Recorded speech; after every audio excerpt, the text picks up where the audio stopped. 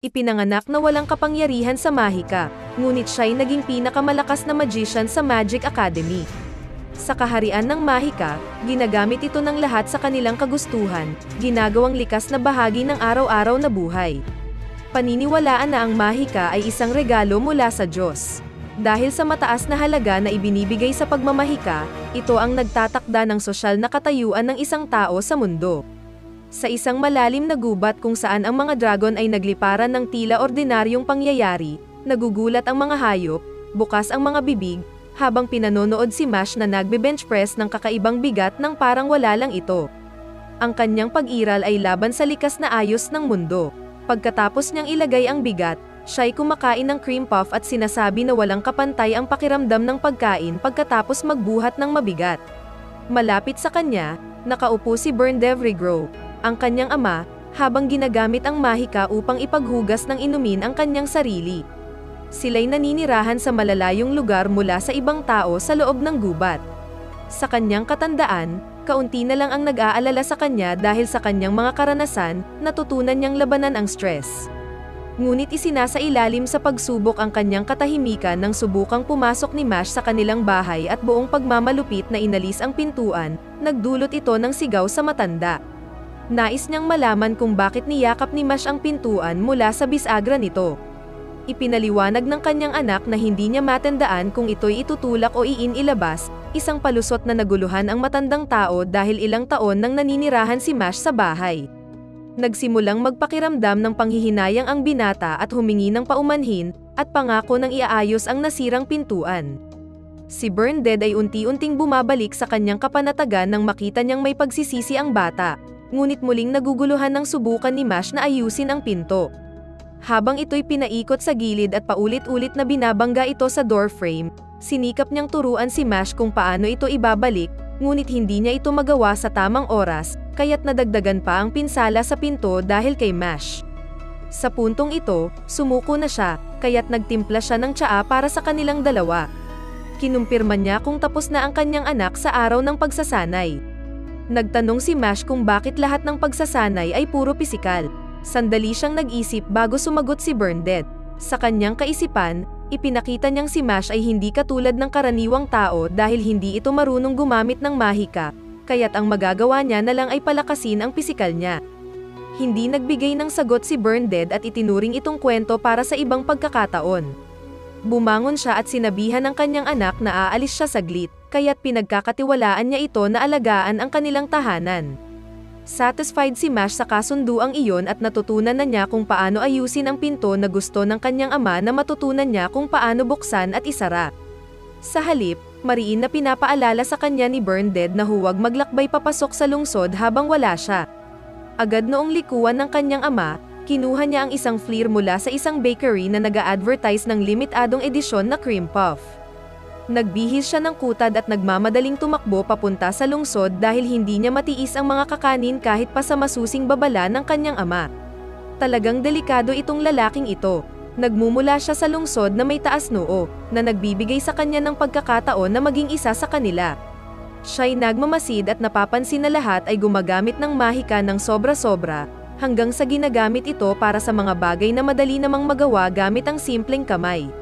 Dumating siya sa bakery, at ang amoy ng bagong lutong na mga produkto ay nagpapakilig sa kanyang katawan. Ito'y nagdulot sa kanya ng kakaibang kaba, kaya't mahigpit niyang kinakapit ang kanyang mga kamay. Lumapit si Mash at nag-order ng 7 piraso ng limitadong edisyon na cream puffs. Nabigla ang magmamanok nang ibigay ni Mash ang mga barya dahil ito'y gasgas na. Sinabi ni Mash na sobrang excited siya kaya't siniksik niya ang mga ito sa kanyang kamay. Nang ito'y itama niya, nagwawala ang manggagawa. Ngunit kalaunan, hamupa ang galit nito at ibinigay kay Mash ang kanyang mga in-order. Biglang dumating ang hangin na nagtanggal ng kanyang sombrero, nagpakita ng kanyang mukha.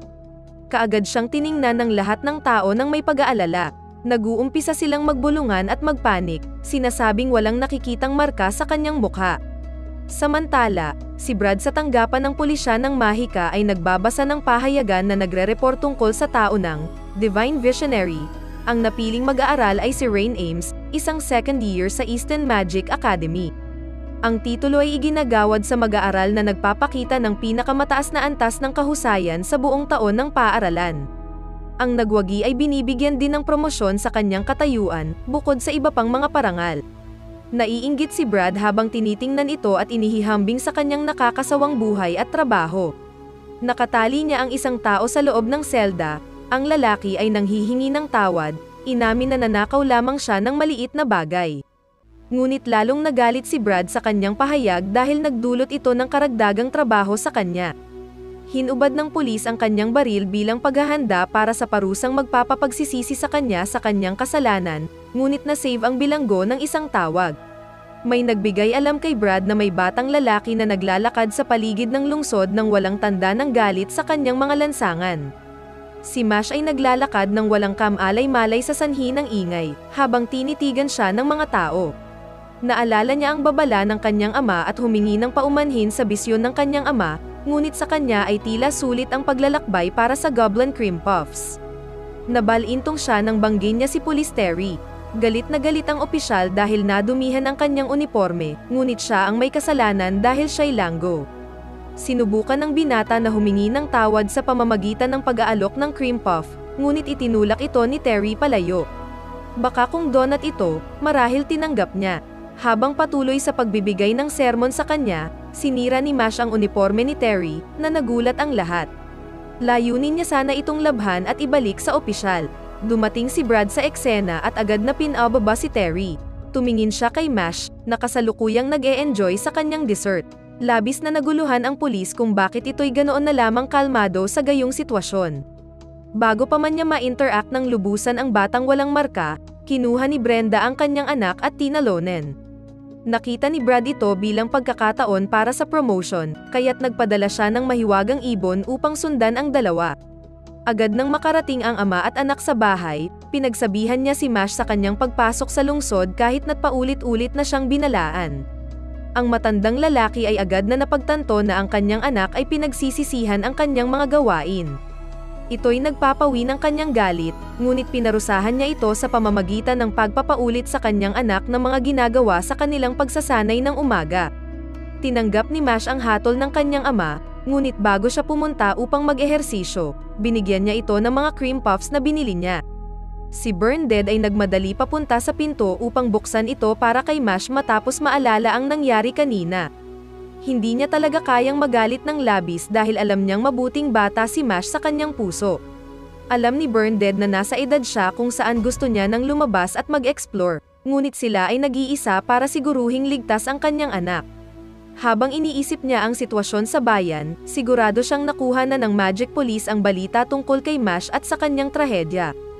Habang nagplaplano ng kanyang susunod na galaw, napansin ni Bernadette ang isang mahiwagang ibon na nakatambay sa sanga ng puno, nakatingin sa kanilang bahay. Bago niya magawang unawain ang impormasyon, na-breach ng isang unit sa pangunguna ni Brad ang isang bahagi ng kanilang bahay. Ngumiti ito nang may pagmamalaki sa matandang lalaki at nagtanong tungkol sa kinaroroonan ng kanyang anak, habang si Mash naman ay pumapasok sa kagubatan at nagmamaneho ng mga timangan na para bang peking-peking. Ngayong pagkakataon, isang maliit na ardilyo ang lubos na nagulat sa nakikita nito. Nagiging mas kakaiba ang sitwasyon nang sabihin niya na kaya niyang tapusin ang pagsasanay sa loob ng 5 minuto kung isusumite niya ang kanyang isipan dito. Bumalik siya sa kanilang bahay upang kumain ng kanyang paboritong panghimagas. Habang siya ay papalapit, kumanta pa siya ng kanta tungkol sa pagkain na kanyang kakainin. Nang makarating siya sa pinto, pareho siyang na-confuse kung ito ay itutulak o kukurap. Tumigil siya nang marinig niya ang pag-uusap ng leader ng unit. Sa puntong ito, sinunog na ni Brad ang impormasyon at hinawakan siya sa leeg. Ipinakita ng opisyal na ang dahilan kung bakit umunlad ang Mahika mula pa noong simula ng kasaysayan ay dahil inalis nila ng agresibo ang mga hindi makakagamit ng Mahika. Ito ay isang kinakailangang sakripisyo upang mapanatili ang kasanayang ito, kaya't gusto niyang malaman kung nasaan ang kanyang anak. Nanatili ang matandang lalaki na tahimik, kaya't pinagwala siya ni Brad sa galit. Paalala sa kanya ng opisyal na seryosong kasalanan ang pagtulungan ng isang hindi markado. Habang nakaupo siya roon, iniisip ni Bernadette kung paano siya tinaguri ang pabigat sa lahat ng kanyang ginagawa sa buhay. Ipinagpatuloy ang pagkakakabit ng label na iyon hanggang sa kanyang pagiging adult, at ito'y naging hindi na kayang tiisin. Kaya isang gabi, nagdesisyon siyang tapusin ang lahat, ngunit tumigil siya nang marinig ang iyak ni Baby Mash. Napansin niyang iniwan ito dahil hindi ito markado. Nang buhatin niya ito, nagsimulang tumawa si Mash na nagdulot ng kasiyahan sa kanya. Kaya't nagpasya siyang alagaan ito, dahil pareho silang tinanggihan ng lipunan. Iyon ang unang pagkakataon sa buhay niya na naramdaman niyang mayroong nangangailangan sa kanya, kahit hindi sila magkadugo. Nag-umpisa nang sumigaw si Bernadette, inuutos sa kanyang anak na tumakbo, samantalang sinusubukang patahimikin siya ni Brad. Nag-utos siya sa kanyang mga tauhan na suriin ang paligid para sa kanya, dapat malapit na siyang marinig ang babala.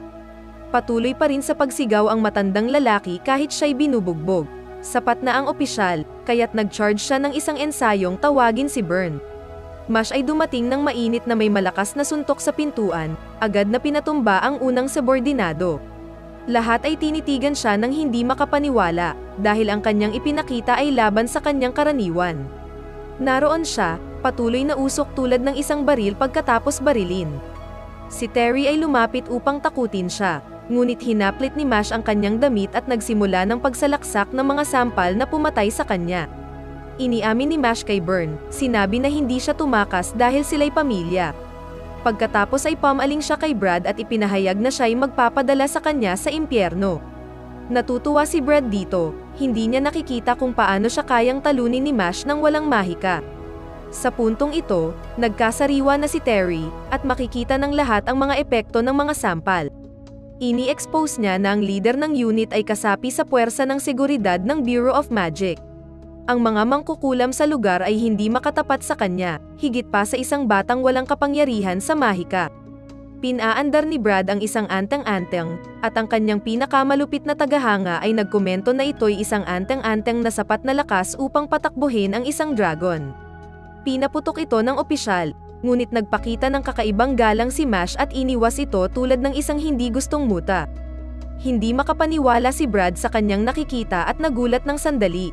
Agad siyang nag-ayos at pinaandar ang isang mas makapangyarihang anteng-anteng, kahit na si Terry ay nagmamakaawa na huwag itong ipagpatuloy. Labis na nabigla si Brad nang ipadala ni Mash ito pabalik sa sentro, parehong araw na paghahatid. Sumasagit-sit ito malapit sa kanyang ulo at sumabog ng malalim sa kagubatan. Nagpapatuloy siya sa pag-atake, ngunit nagsisimula ng bantayan ng batang mangkukulam at mag-juggle gamit ang iba't ibang inspirasyon mula sa mga laro tulad ng volleyball hanggang sa football. Kumukuha siya ng wallet ng kanyang ama at humihingi ng pahintulot na gamitin ito. Iniisip ng opisyal na may kapangyarihan siya kaya't naglagay ng barikada, ngunit sa kanyang pagkabigla, sinira ito ni Mash gamit ang wallet at nag-iwan ng maliit na sugat sa pisngi ni Brad. Si Brad ay nagbagsak sa lupa na puno ng pagkabigo. Labis siyang nagulat dahil hindi niya inaasahan na ang pagsasanay ay maglilikha ng ganitong halimaw.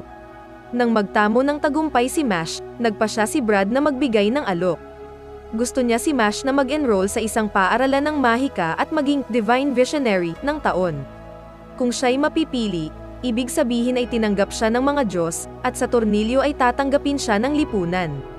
Nais ni Brad ang yaman at prestihiyo ng dala nito. Subalit, si Bern, taga-suporta ni Mash, ay nagtatangkang pigilan ang anak mula sa alok na iyon. Ngunit ipinaliwanag ng opisyal na ang tanging ibang pagpipilian ay ang kanilang pagiging biktima ng paghahanap sa kanilang natitirang buhay. Tinanggap ni Mash ang alok, kaya't sa tulong ni Brad, siya'y nagkaroon ng peking tatak at in-enroll sa paaralang mahika nang walang kahit patak ng kapangyarihan. Siya ay nakatayo sa harap ng paaralan, handang gapiin ang kanyang mga kalaban.